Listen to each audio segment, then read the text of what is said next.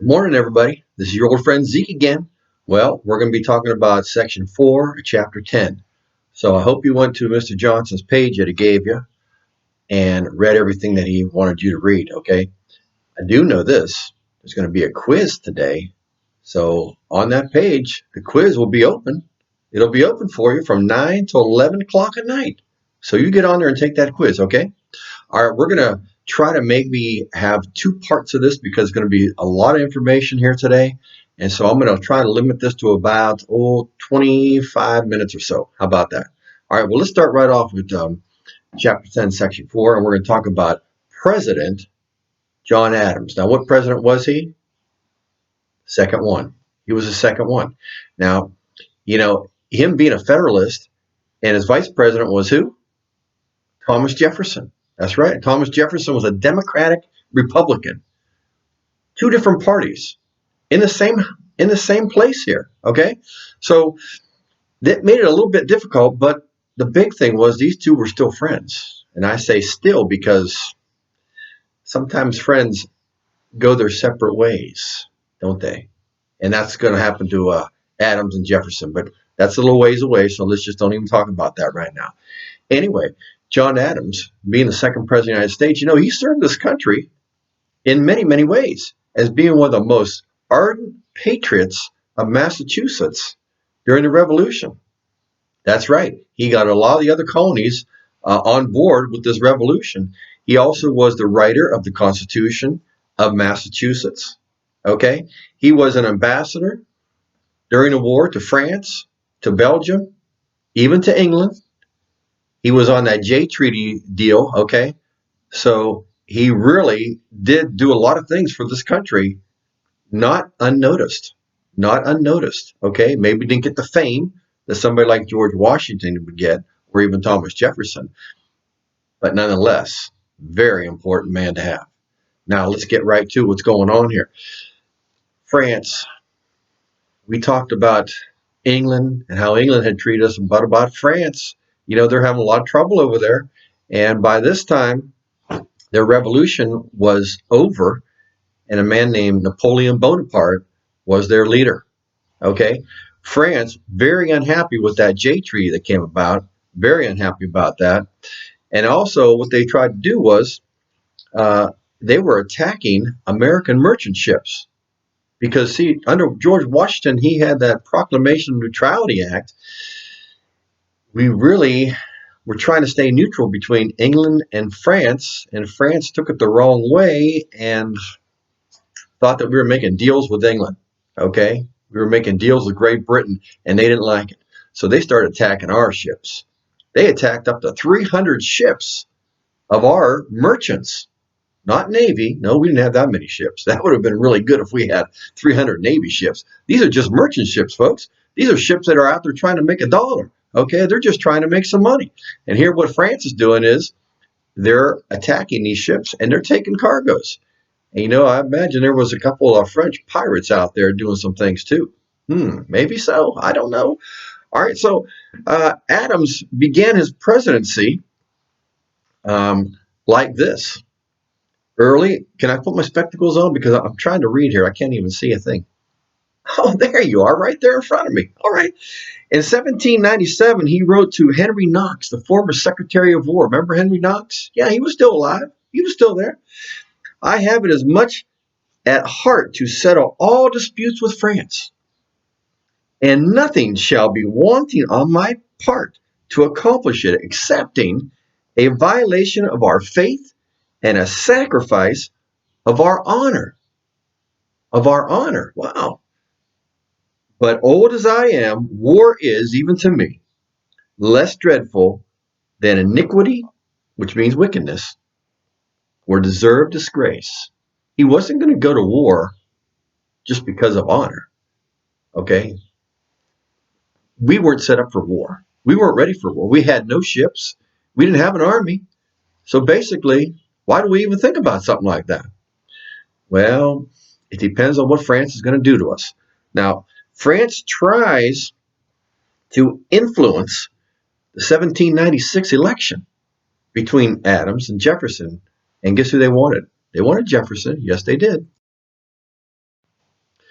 Now, to avoid any war with France, here's what President Adams is going to do. He's going to send 3 men over there to make some kind of a deal, some kind of a peace deal. That seems reasonable, doesn't it? So here's the 3 men that he sends over there. John Marshall, Charles Pinckney. Remember Pinckney? All right, wasn't Thomas Pinckney. It was Charles Pinckney. All right. And Elbridge Gerry. Sound familiar? He was one of the guys that didn't sign the Constitution. He didn't do it. No. All right, so France's foreign minister. Now I want you to remember this name here. Charles Maurice de Talleyrand. Talleyrand, okay? He sends 3 agents to meet the Americans. Now, why doesn't he come himself? He is the foreign minister. He should be doing this.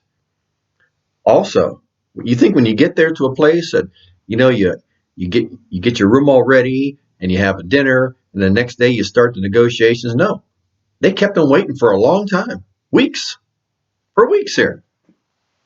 And then he sends 3 other guys, and these guys that he sends, well, eventually they're just called X, Y, and Z. X, Y, and Z. What is this? Some kind of espionage? Some kind of spying going on here? Well, because there's going to be a bad deal going down, and France is going to make it. All right, so here's what they say. These men offer a treaty. Okay, they'll offer a treaty to them, but they want a bribe of $250,000 to be paid to Talleyrand. So Talleyrand's going to be on the take for $250,000. Wow, that's a lot of money. That is a lot of money, okay? And then they offer this. A loan of $10 million, a loan from the United States of America here to France for $10 million because they want an apology from Adams for saying things against France. Now, wait a second now. Because he's talking out against France, they want a $10 million loan? How do we know they're gonna pay it back? We don't know that. So we're not going to pay a $10,000 bribe for Adams to retract what he said about it. You imagine every time a president says something about another country, even if it's true, that they're going to want payback for that? How many times do people talk about this good old US of A? Do we ever ask for money for it? You just got to take it. That's all there is to it. All right. So these men were so upset that Pinckney stands up and says, no, not a sixpence. Not a sixpence, not a penny, he said. And they leave the meeting and they leave France. Well, I guess the meeting didn't go too well. I guess the treaty didn't go too well because we said a big fat no on that one. There's a no. So when they come back and they talk to Adams about it, he's not too pleased. And the people of America are not pleased either. So they say, not a sixpence. We will not pay them anything. Wow. It became a popular slogan. The Americans know that this is moving closer to war, and so you know how songs always come out and slogans come out.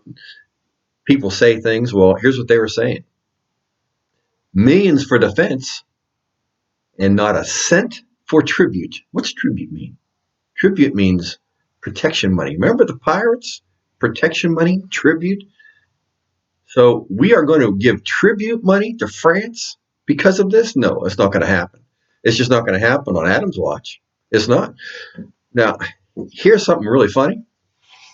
They say millions for defense, but not a cent for tribute. Years after that, we kept paying money to other people. Oh, yes, we did. Yes, we did.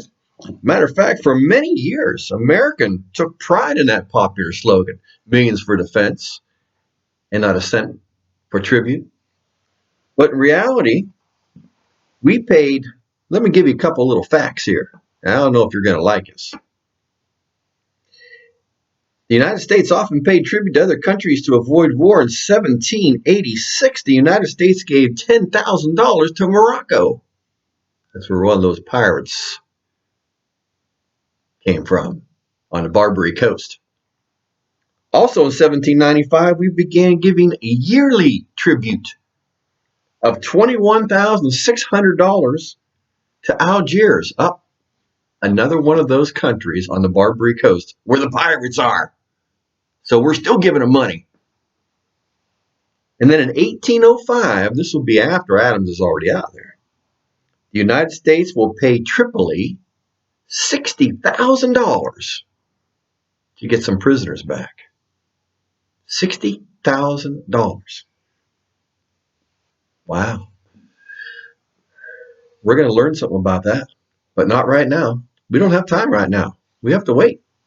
So Congress quickly votes to enlarge the Army and Navy under Adams' direction. This was a good thing. Oh yeah, because after the Revolution, there was no army left. I think there was about 2,500 men protecting the whole U.S. of A. No ships to talk about. No, we even sold our ships off. We sold those ships. So we needed to start making some warships, folks. We need to start making some big ships with lots of cannons on them and a crew that can go out and take care of business. And then we start to raise an army. Well, now Jefferson didn't like this. Jefferson always believed, why do we need a standing army? This is why, Mr. Jefferson. This is why, because we can't have people messing with us. And why do we need a sailing navy out there? Because we need to protect our country. Peace through strength. Remember that. Peace through strength. When they see how strong you are, they're going to leave you alone. Oh, yes, they will. Right now, are they leaving us alone? Yes, they are, because we are strong. We are probably the strongest military in this whole world. But peace through strength. All right, well, let's go on a little bit. Now, this affair, called the XYZ affair, as Adams would call it, because he didn't want the names to get out. Okay? And just who are these guys? Who are these guys? You know what? I think I got these guys' names written down here. I'm gonna spill the beans, okay? So I'm gonna spill the beans who this X, Y, and Z are. First of all, Mr. X is a Mr. Hottinger. Mr. Hottinger, he was a Swiss banker. He wasn't even French. He was a Swiss banker. So, money is involved here, folks. Money is involved again. Mr. Bellamy, he was a merchant from Hamburg, Germany. He was Mr. Y. And who is Mr. Z? A man named Mr. Hootervall. Mr. Hootervall. So we have Mr. Hottinger, Mr. Bellamy, and Mr. Hootervall. X, Y, and Z. Now, is this going to have to change? Well, we're not taking a deal. Instead, we're building ships. And if they don't like it, that's the way it's going to be. Okay? So, winning the peace. The XYZ affair is going to force Adams to considerably ask Congress maybe to go to war. But he doesn't want to go to war because we're just not ready yet. Just not ready yet. So the American people see Adams as a weak president. They want war. I mean, they're crying for blood now. And there has been no Americans killed by the French. But they want blood. They want to go to war with France. I'll tell you what. I bet Mr. Hamilton was all up on that. Hamilton's just he's just a citizen now. But Hamilton don't like the French. And what do you think about Mr. Jefferson? What do you think he thought? He likes the French. We can't go to war with the French. What are we going to do, Mr. Jefferson? What are we going to do about it? Well, let's see. Let me flip the page here. Oh, all right. As they enlarge the Army and Navy, there's a man that is in charge of France, and his name again is Napoleon Bonaparte. Remember Napoleon Bonaparte? Let me give you a little sideway view. Oh, he stuck his hand in his vest here like this. Napoleon Bonaparte realizes the deal that's going on here. And he has Talleyrand by the legs and said, listen, you're going to go back and you're going to make this deal and forget about that $250,000 and forget about that $10 million. You're going to make the deal with America. Why is that? Because would you rather have America as your friend or as your enemy? You don't want them to be supporting the British. You want them supporting us. So another deal is made. Oh, yeah. Napoleon's already at war with England. He's at war with them. And he wants the United States on his side, right? So he tells Napoleon, tells Talleyrand, tells Talleyrand, all these T's, to go make the deal. And they do. They get back together again, and it's called the Convention of 1800. Not a very flowery name, is it? The Convention of 1800. Well, the United States and France do agree on a peace treaty, and that is one of the biggest accomplishments of Adams' administration. Matter of fact, he wants it on his tombstone, and he puts it on his tombstone. Many historians consider making peace with France as his greatest achievement that Adams did in the White House. Not just me, many really big historians. All right. So what Adams wants on his tombstone is this. Here lies John Adams, who took upon himself the responsibility of the peace with France in the year of 1800. And guess what? It is on his tombstone. It is. So that's good for him. Now, there was another problem going on because there were people that were still trying to influence the country here from France and changing what's happening with our administration. Imagine Thomas Jefferson. Is he involved with this? Well, I'm not going to say he's involved, okay? But you know he is very partial to the French. So Adams is afraid that there are spies in this here United States from France. And they may cause trouble. And they may end up breaking that peace deal that we just got done making. We can't have that. So something big is going to come up here, folks. Something real big. And we got to really pay attention to this because it's something that's called the Alien and Sedition Acts. Okay, beginning in 1798, the Federalists controlled Congress. Federalists control Congress now. They would pass 4 laws that stirred up a storm of debate.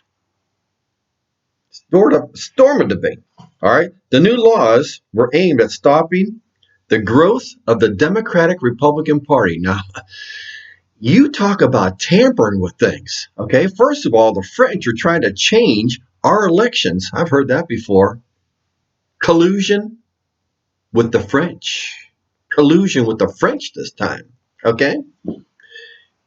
And now, every immigrant that's coming into this here country, they don't want them influenced by the Democratic Republicans. Why? Votes. More votes. And that would mean in the next election, you would have a Democratic Republican president and a Democratic Republican Congress. And who knows what they would do. All right. I'm not saying it's bad. I'm just saying this is politics, folks. Okay, this is how things work. Everybody wants to be the winner, right? Everybody wants to be on top. Well, the Federalists want it their way. They don't want them Democratic Republicans influencing the immigrants coming into this country. And was there a lot? Oh, yeah, there was a lot. Yeah. We wanted a lot of immigrants to come in, okay? Because we have a lot of land to fill up. We have a lot of land to fill up because we need new states. So, 3 of these laws were known as the Alien Acts. And so I'm going to give you one at a time. And I want you to pay real close attention here, okay? I want you to pay real close attention.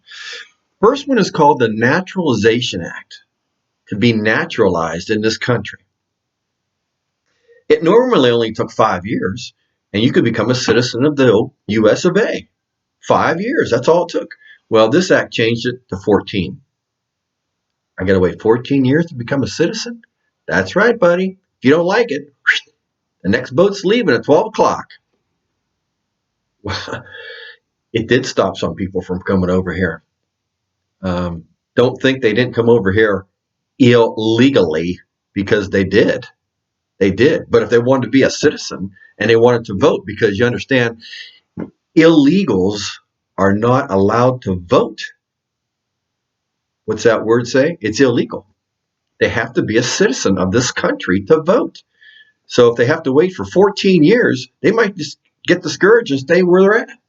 Okay, so they're coming from France, they're coming from Ireland, they're coming from Italy, they're coming from any place in Europe. But they have to try to stop these French from being Democratic Republicans. And also the Irish will be Democratic Republicans too. They'll go along right with it. Oh, yes, they will. The second one was called this, the Alien Act. The Alien Act. Now listen to this. It gave the president the power to imprison or deport anyone that was a foreigner that would influence his administration. This applied to people from both friendly and enemy nations. Okay? If they were considered dangerous to the administration and to this country of ours, then he could imprison them or deport them. That means send them out of the country again. The Federalists hoped that this law would silence all these French refugees that are coming over here and talking up a big storm about France to everybody they could, and also calling for, guess what? War again with France. Didn't we already make a deal? We already made the deal. Well, not yet, because it was of 1800. This was back in 1798. So I flipped on you, didn't I? See, the deal wouldn't be made until 1800. But in 1798, that's when these people were coming over. That's when they had to write these laws. Now, the last one here is the Alien Enemies Act. So first we had the Naturalization Act, and then we had the Alien Act, and now we have the Alien Enemies Act. Now listen here what this says. It allowed the United States government to arrest and deport all aliens who were citizens of a country that we were at war with. So if we did go to war with France, anybody that was French, back you go across the waters. Immediately. Immediately. But what if I'm a good person here and I got a job and I got a family here and I'm doing good things, but I'm French? We're at war with France, so you're going back, because we can't trust that you may be an enemy spy. I don't know. Those are some pretty tough laws, but there's still one more left. It's not the alien laws. This one is called the Sedition Act. Oh, yeah. Pay real close attention to this. The Sedition Act. Sedition means to act out or speak against the government or the Congress or the president in any way. Well, what does that mean? Some way that would cause unrest. If I'm going to get up on my soapbox on a corner and I'm going to start talking all about France, and I'm talking about against President Adams, and I'm talking against the Congress who is Federalist, and calling people out by name, you're not allowed to do that. Not under this here act. Now, listen to this. If you spoke out or even wrote critically about the president, members of Congress, or the federal government, or even federal laws, then you could be arrested. And if you were a foreigner, you could be deported. Wow. Well, 25 Democratic Republican newspaper editors and others were arrested like that. Now, Adams didn't want to sign this. He fretted over signing this. He thought this is not going to be a good deal, but he had members of Congress that kind of really persuaded him and said, you must sign. Now, he could have just said no, and it would have went back to Congress, and they would have had to re-vote on it all over again, but he didn't. He signed it. So we have 25 Democratic Republican newspaper editors that are arrested. We have 10 that were convicted for printing criticisms about President Adams. Now, no aliens were deported under this law. No aliens were deported at all. But this Sedition Act really put the nail in the coffin here. It started a firestorm. Oh, yes, it did. So you know what? I'm going to tell you what happened here. Thomas Jefferson and James Madison saw that there's something unconstitutional about this. Can you find out what's unconstitutional about this? If you arrest people that are writing newspapers and they're writing things, and all of a sudden they're arrested and they're stopped, what constitutional right is being violated? The freedom of the press. Freedom of the press. We have a right to say or write anything, don't we? Freedom of speech also. There's another one. 2. So listen here. It violates the First Amendment rights that we have. And Madison and Jefferson write 2 statements or resolutions, papers actually, that were approved by their state legislatures of Virginia and Kentucky. Now, Thomas Jefferson writes this Kentucky resolution, and it's accepted by the Kentucky House in November 1798. Now, what does he say about this? He lets now don't forget, he's the Vice President of the United States. Well, I got to get something here. I'm almost getting parched because I'm getting so excited about what he's going to do. He is going to tell the president that this is unconstitutional, and Adams says, but we have to do it. It has to be done. It can't be done. Does he go behind the president's back? Well, he writes this resolution, and he puts it out there. It wasn't really behind his back. He just did. So listen what he says. Now, some of these words might be some big words, but I'm going to read exactly what he said in this resolution, only part of it. I can't read the whole thing to you. He says, where powers are assumed which have not been delegated, or nullification of the act is a rightful remedy. I'll read that again. Where powers are assumed which have not been delegated, a nullification of the act is a rightful remedy. In other words, what's nullification? It means I'm not going to do it. I'm not going to do it. So if you give me this law and I feel that it's unconstitutional, I'm not going to do it. Let me go on.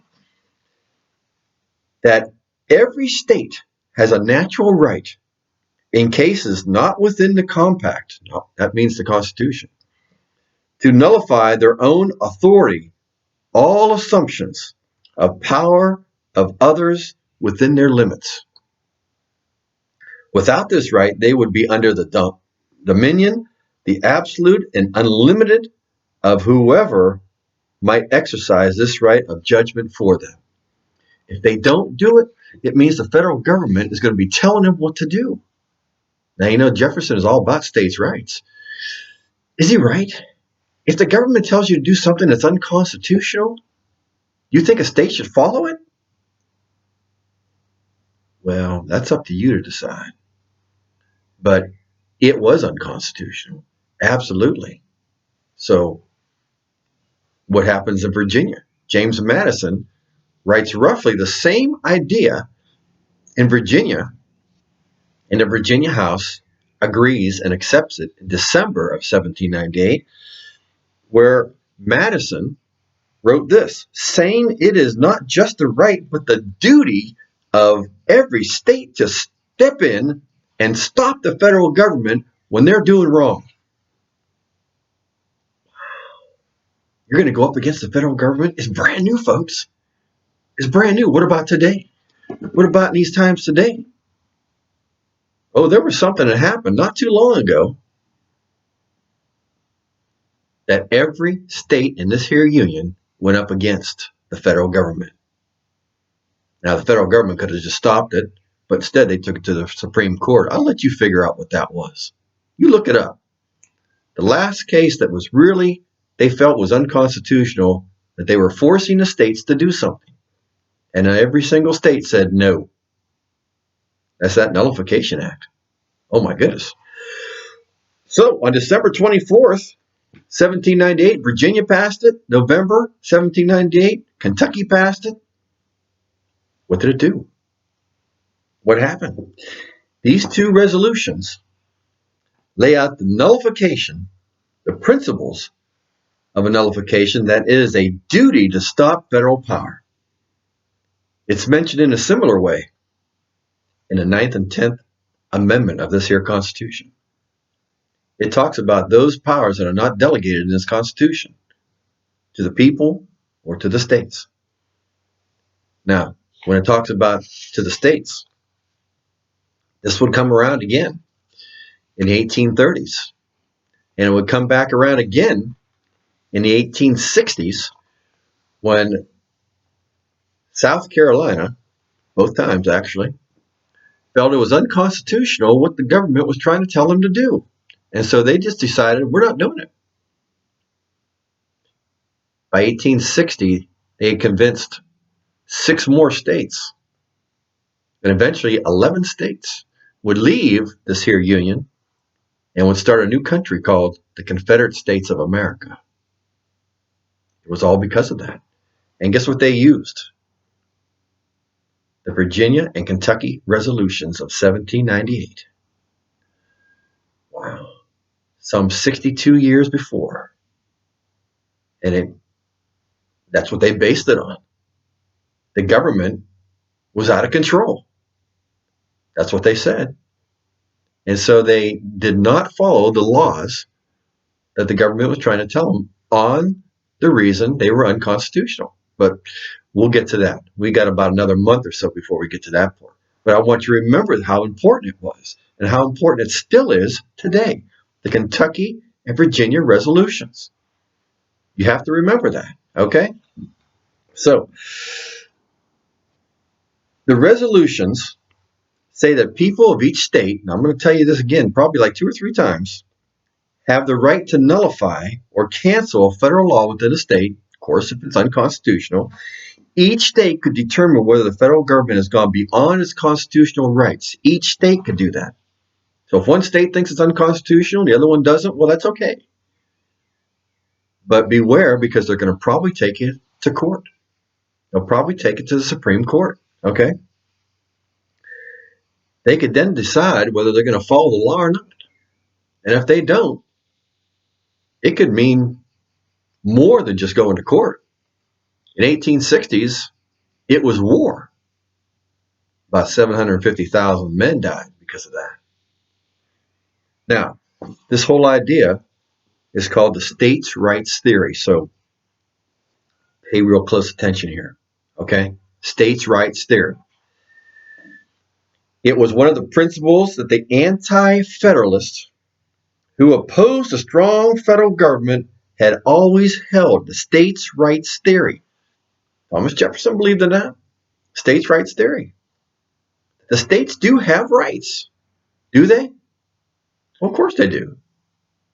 The Constitution never said the federal government's got all the rights of everybody and the states don't have any rights. Of course they do. It just, where is that fine line? Here we go again. We're coming to the center here. There's got to be a meeting point right here, okay? It's got to be a meeting part right here. And you can't overlap. So the Federalists believe in a strong federal government. They rejected that states' rights theory. And they argued that the people of the United States had formed a federal government and that only the Supreme Court could declare a law unconstitutional. Well, what if the Supreme Court was in their pocket? Uh-oh. That's why it's important to have different types of folks on that Supreme Court. That's right. But you have to, It doesn't matter how you feel if you're a judge on that Supreme Court. It's what does the Constitution say? You see how important the Constitution is? We cannot go against it, and we cannot start changing it. It is not a living document. It is not a living document. The only way any part can be added to is with the amendments, and that has to be agreed upon by guess who? All the people in the country, state by state. 3/4 of the states have to agree. 3/4 of the states have to agree before an amendment is passed. That's why they don't get passed too often. Now, the resolutions did raise questions about whether the states or the federal government had the final say-so over the constitutionality of laws. They would not be resolved in even Thomas Jefferson's lifetime. No, they wouldn't. No. The issue over states' rights would keep coming back and coming back and coming back. Like I said, 1830s, 1860s, and that would be it. Okay. Federalists, well, they remained the major political power 1798, although a rival party was growing fast. Okay, and this rival party, they wanted to take over not only the presidency, but they also wanted to take over Congress. And would they? Because right around the corner is going to be another election. Now listen here. Here's a problem that President Adams would have too. The Federalist Party, people looked at it as tyrannical. In other words, they were way too powerful. And people like Alexander Hamilton would not support John Adams. No, he wouldn't. He wouldn't support him. I don't know why. He had his own agenda. You know Hamilton. He's always got his own agenda. So Jefferson and the Democratic Republican Party was growing very rapidly. And people said he stood more for liberty than tyranny. Liberty, which means freedom. Now, really, was there that much tyranny under Adams? Well, that Sedition Act sure did not help him. It did not help him. Eventually, they're going to have to get rid of that. But not yet. Not yet. It's still in effect. Still in effect. So Thomas Jefferson was obviously going to be the presidential candidate for the Democratic Republican Party for president of the United States. So the vice president is going to run against the president? When have we ever seen that before? I don't know. Aaron Burr, the well-known New York lawyer and senator, would be the candidate for vice president for the Democratic Republican Party. Wow. Burr had helped to organize the party in New York and got different people to join, where he and Hamilton had long been political enemies. Jefferson mistrusted Burr, but he needed his help. He didn't trust him. Nope, I wouldn't have trusted him either. But he still needed his support there from the North. So here's the election of 1800. Okay, the election of 1800. So listen to this here. It was very vicious. It was very hard fought. Okay, each side pictured the other as a force that would destroy the nation. The final vote came closer than expected and produced a strange result. Now listen, the Federalist candidate, John Adams, and Charles Pinckney, brother of Thomas Pinckney, okay, just let you know that, they were brothers, received 65 and 64 votes. Well, what does that mean? 65 and 60, it means John Adams got 65 votes and Charles Pinckney got 64 votes. Well, what about Thomas Jefferson? Thomas Jefferson got 73 votes, and Aaron Burr got 73 votes. Now, wait, I thought they were running mates. Oh, no. It doesn't work that way. You understand? Whoever gets the most votes is president. Whoever gets the second most votes is vice president. Just happened to before they were on opposite sides. You remember? But now they're not. They're on the same side. So Adams is out. He only runs for one term. That's it. Pinckney, he's out. So it comes between Jefferson and Burr. You got a tie. What are they going to do? Have the country vote all over again? Oh, no, no. The vote goes to the House.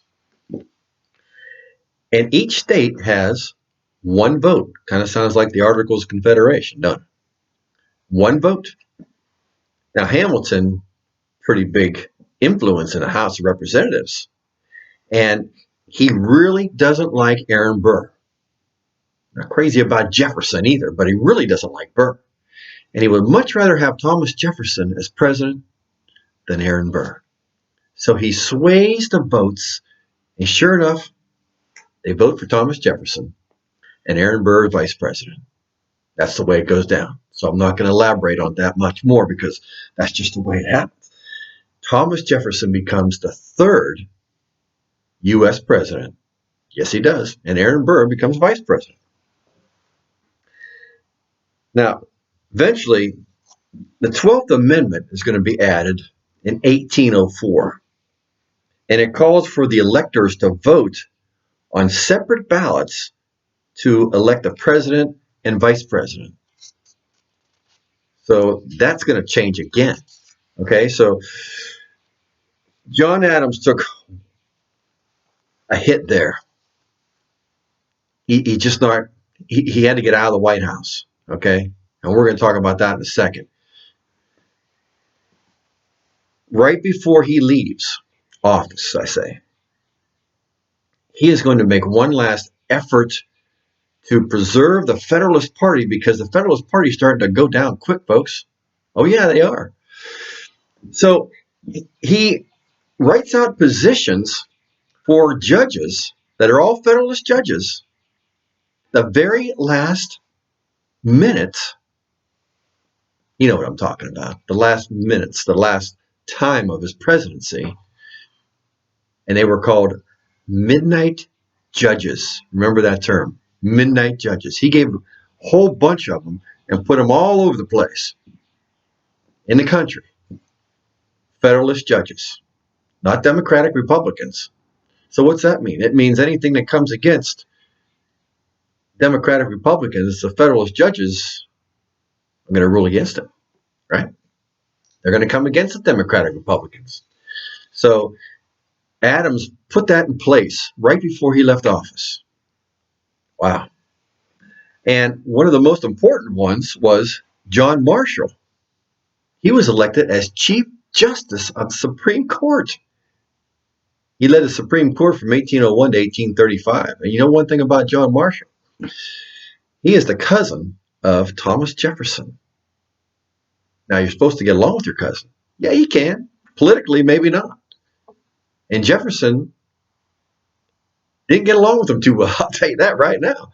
They were two different types of people, but they were kin. They were kin, okay? So what are you going to do?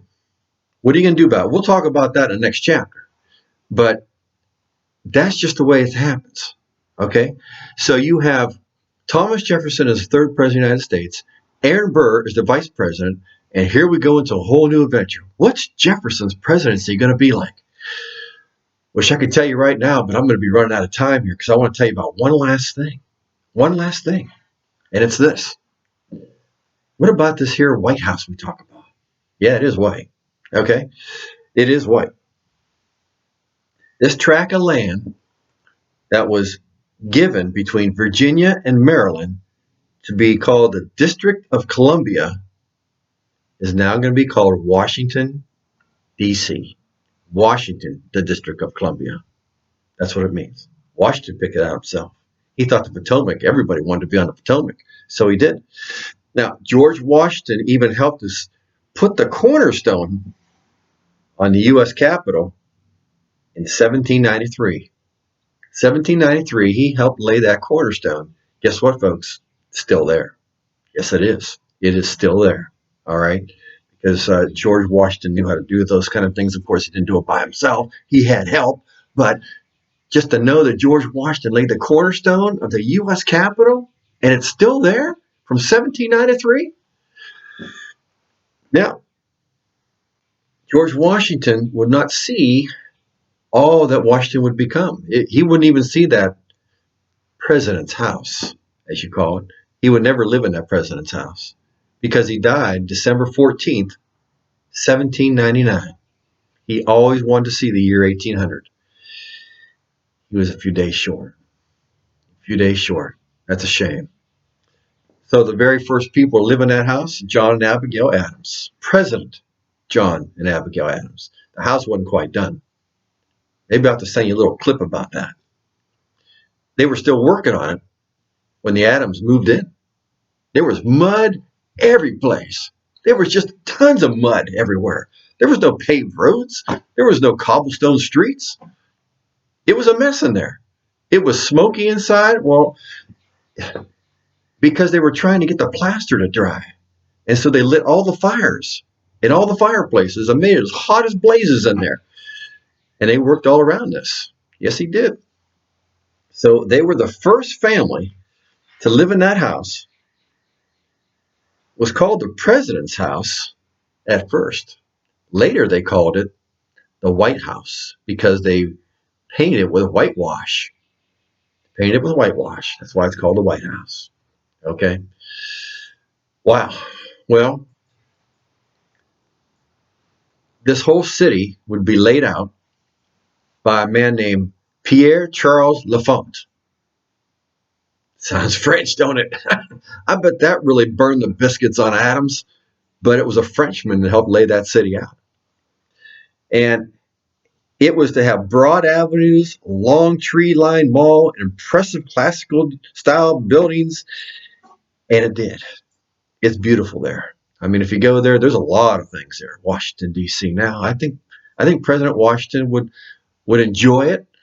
I think he liked the open spaces a lot more, but I think he would enjoy just seeing all of it there, and he would definitely enjoy the history because he was a history nut.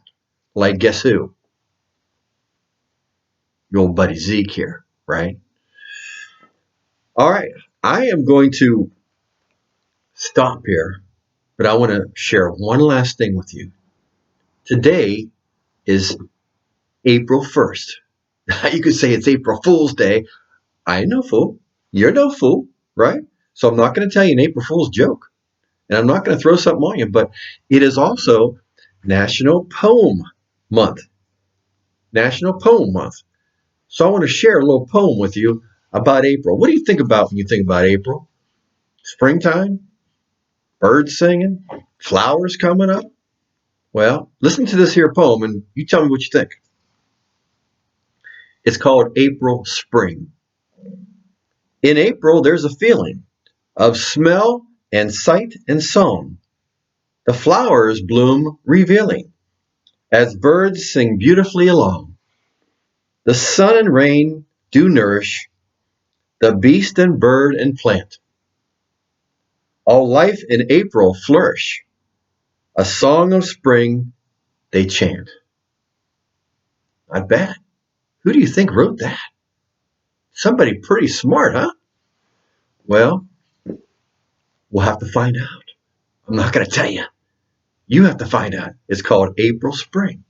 See if you can figure out who wrote that song. Now, folks, listen. You know you have that quiz today. And I want you to get on that page because there's going to be some fun things for y'all to do. Okay? We are told that we don't have to come back to school, at least right now, till May 1st. Yeah, old Zeke's going to miss not seeing you. But you're going to be seeing me and maybe a few of my cousins from now until then. So I want you to stay tuned and I want you to stay with us. You understand? Be safe out there. Keep yourself healthy and be kind to somebody. Tell them you love them. I'll see y'all. Bye now.